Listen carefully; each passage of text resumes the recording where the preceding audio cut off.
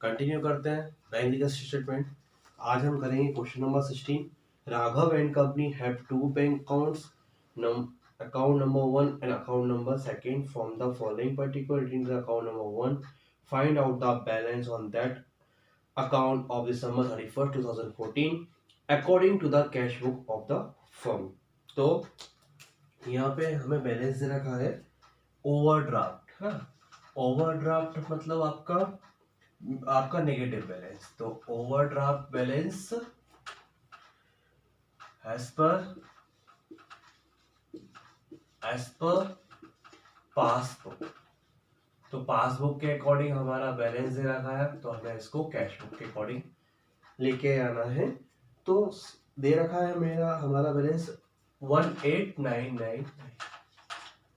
ध्यान रखना, फेवरेबल है तो प्लस को लिखना, अनफेवरेबल है तो माइनस पे लिखना है। फर्स्ट ट्रांजेक्शन है cheque paid into bank prior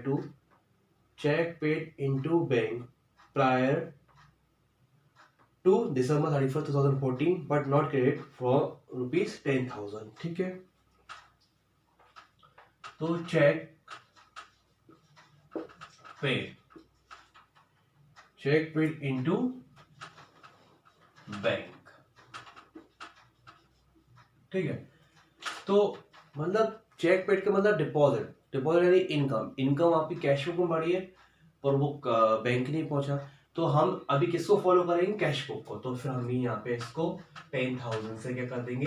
बढ़ा देंगे। Transfer of fund from account number 2nd to 1st recorded by the bank on December 31st 2014 but entered in a cash book after rate of 8,000। ठीक है भाई, जो transfer हुआ है, transfer of fund from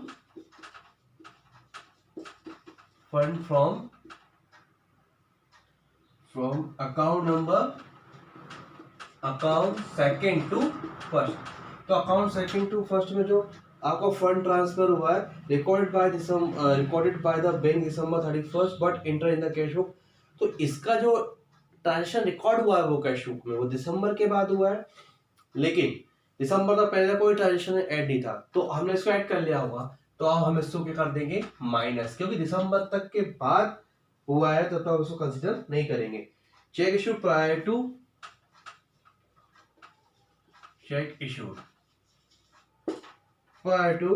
December 31st 2014 but not present for payment।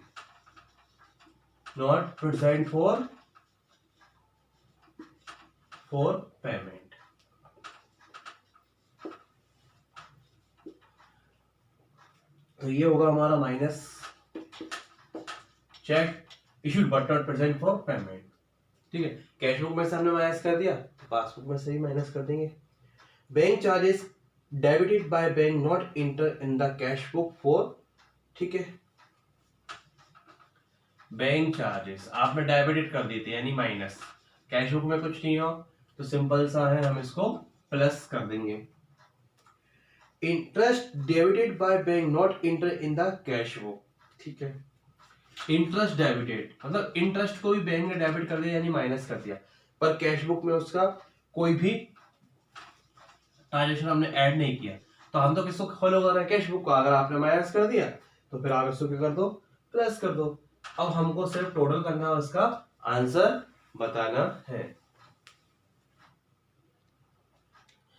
तो total आएगा इसका 34,419 और यहाँ पे भी आएगा मेरा 34,419।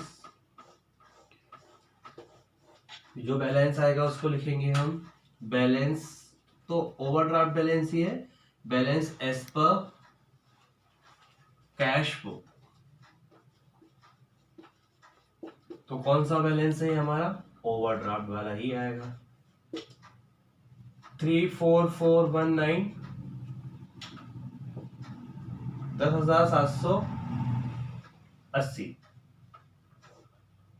9,3,6,3,2 23। जो आंसर आएगा ये लिखेंगे 23,6,3,2 639। तो बैलेंस एज पर आपका कैश बुक आना चाहिए 23693। तो ये था आपका क्वेश्चन नंबर 16।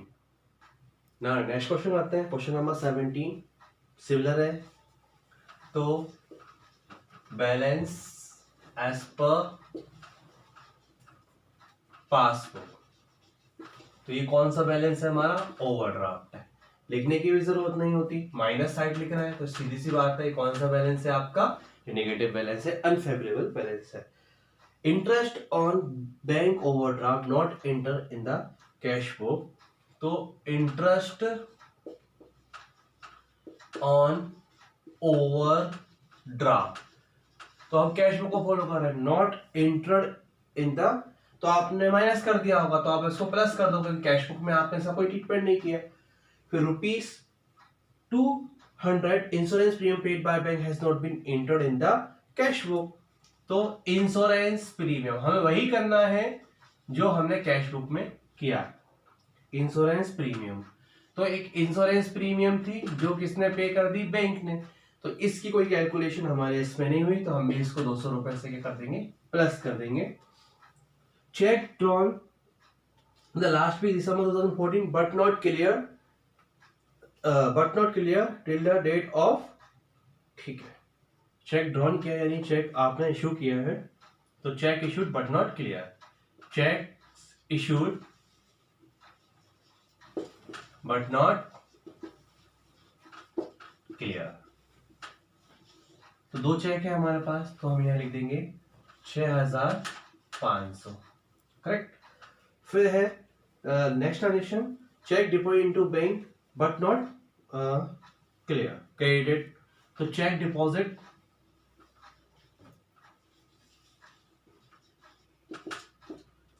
check deposited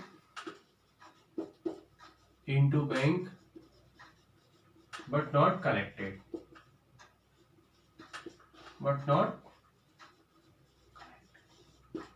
तो इसको मैं करूंगा प्लस 6000 रुपए, क्योंकि ये तो आपको दोनों की दोनों चीजें याद ही हो गई होंगी, चेक इशूड और चेक डिपॉजिट का क्या होता है।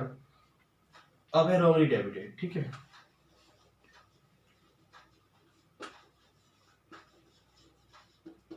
रॉन्गली डेबिटेड, तो इसको भी मैं प्लस करूंगा, क्योंकि रॉन्गली डेबिटेड का मतलब आपने wrongly debited by bank, bank ने रॉन्गली डेबिटेड कर दिया ना, पर आपने कैश बुक में कुछ भी नहीं किया, बैंक ने माइनस कर दिया, तो आप उसको प्लस कर दो। अब क्या करना है हमको, इनका टोटल करना है, तो ये तो आएगा मेरा 26,500 और ये भी आएगा 26,500, तो 26,500 में से मैं माइनस करूंगा मेरे 8,700, तो 0,088,007, ठीक है, और 1, तो आंसर आएगा 17,800, जिसको मैं लिखूंगा balance as per cash book,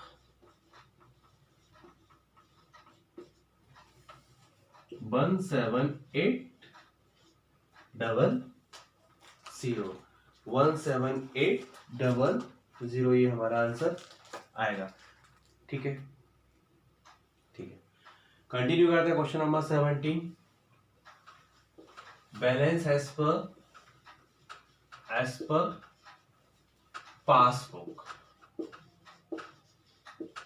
okay, वही हमारा माइनस बैलेंस चल रहा है 40950, फिर out of cheque amounting to ₹8,000 drawn by mister Randhir on March 27, a check of rupees was in case on April 2014, ठीक है, तो check issued but not clear, भाई आपने 8,000 का चेक दिया था जिसमें से 3,000 चेक का क्लियर नहीं हुआ, तो हमको सिर्फ किससे मतलब है, सिर्फ 3,000 से, कि हमने माइनस तो पूरी किया होगा 8,000 रुपए।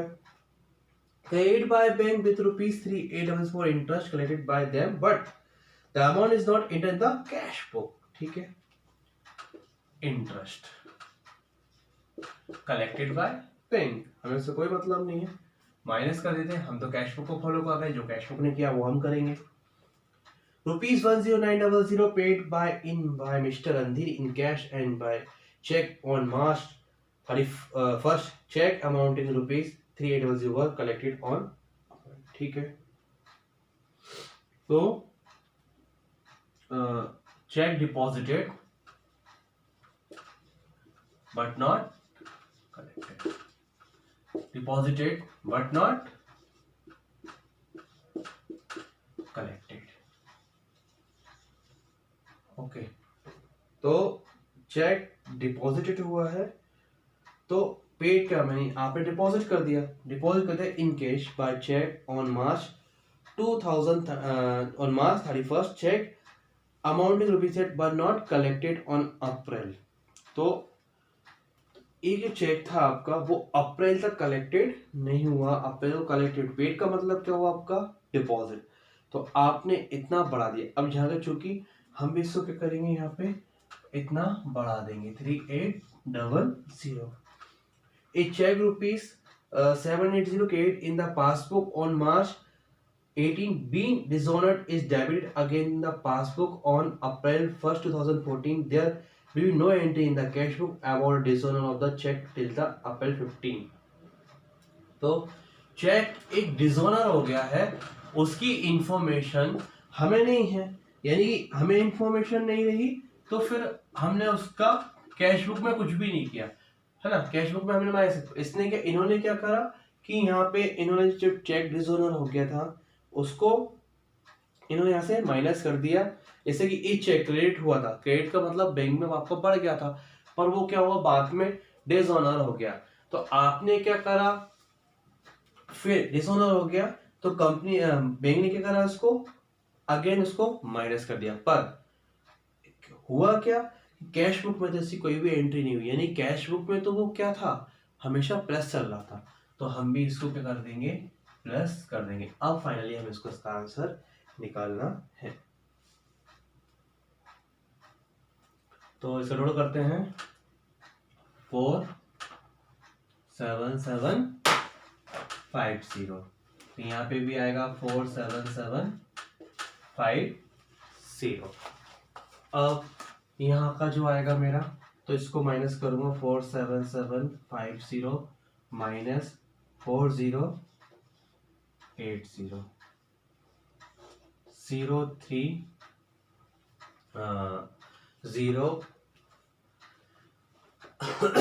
नहीं ये होगा मेरा, सॉरी 5 होगा, तो 3, तो बचा आपका 1 फिर यहाँ 3 और फिर यहाँ 4। तो बैलेंस आएगा मेरा, balance as per cash book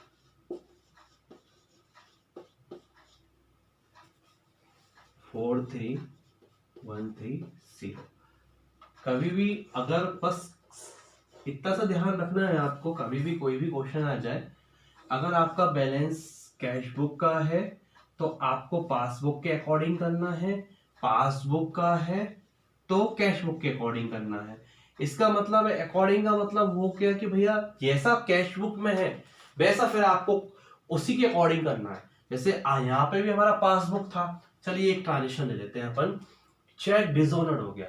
check dishonoured का मतलब हो गया कि चेक, आप समझते हैं डिसऑनर्ड का मतलब क्या हो गया, उसका पेमेंट नहीं हो पाया, तो बैंक ने क्या करा, क्रेडिट कर दिया था, फिर बैंक ने उसको बाद में क्या कर दिया, डेबिट। डेबिट का मतलब बैंक का डेबिट यानी कि माइनस, तो बैंक ने कर दिया माइनस, पर इसकी कोई भी एंट्री कैश बुक में नहीं थी, पर कैश बुक ने कुछ भी नहीं करा। कैश बुक ने तो एक बार इसको प्लस कर लिया था, मतलब कर लिया, पर बैंक ने इसको क्या कर दिया था, माइनस।